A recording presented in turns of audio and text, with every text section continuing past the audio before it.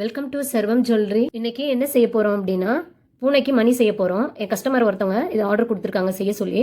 இதை நான் உங்களுக்கு அப்படியே செஞ்சு காட்டலான் இருக்கேன். வாங்க பார்க்கலாம். தேவையான மெட்டீரியல் என்னென்னு பார்த்துடலாம்.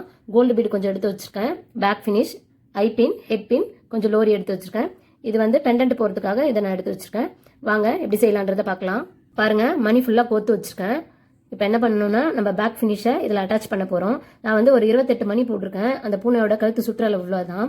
கொஞ்சம் பெருசாக இருக்காங்கன்னா நீங்கள் அதுக்கு ஏற்ற மாதிரி பீட் போட்டுக்குங்க. பேக் ஃபினிஷ் எடுத்துக்கங்க.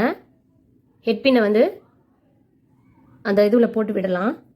போட்டுட்டிங்கன்னா இந்த மாதிரி வந்துடும். இதை நீங்கள் என்ன பண்ணுங்கள், கொஞ்சம் வெட்டி விட்டு இயர்ரிங்க்கு நம்ம வளைக்கிற மாதிரி கொஞ்சம் வளைச்சி விட்டுக்கலாம். பெண்டன்ட் செஞ்சிடலாம். ஐபின் எடுத்துக்கோங்க. ஒரு கோல்டு சின்ன பீட் போட்டு விடுங்க.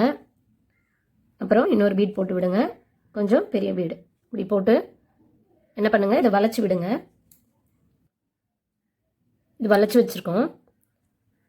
இந்த லோரி வந்து ஒரு ரிங்கில் எல்லாத்தையும் கனெக்ட் பண்ணி வச்சுருக்கேன் நான்.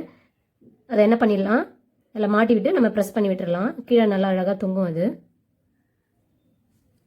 போட்டு ப்ரெஸ் பண்ணி விட்டுருங்க. இப்போ பெண்டன்ட் முடிஞ்சிருச்சு. அந்த மேலே இருக்கிற ஐபின் இதுவை வந்து கொஞ்சம் ஓப்பன் பண்ணி விட்டு நம்ம சென்டர் பீடை கனெக்ட் பண்ணி அதில் அட்டாச் பண்ணி விட்டுற வேண்டியதான். பேக் ஃபினிஷ் பண்ணிடலாம்.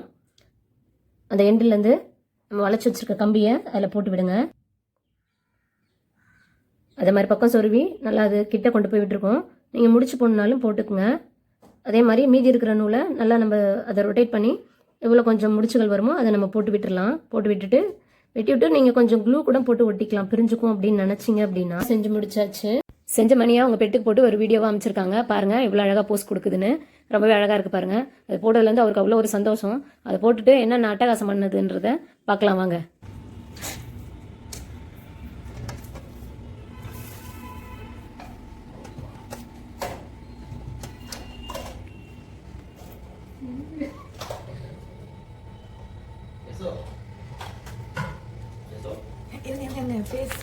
அடிச்சுட்டானுங்க. இதை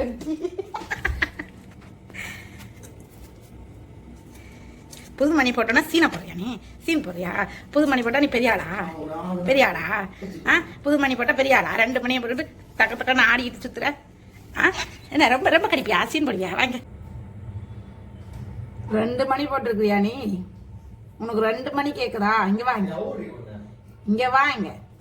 வந்தா தானே கிட்டவே வர மாட்டேன். நான் தொடவே விட மாட்டேன். போட விட்டு அது கலட்ட விட மாட்டேங்குது.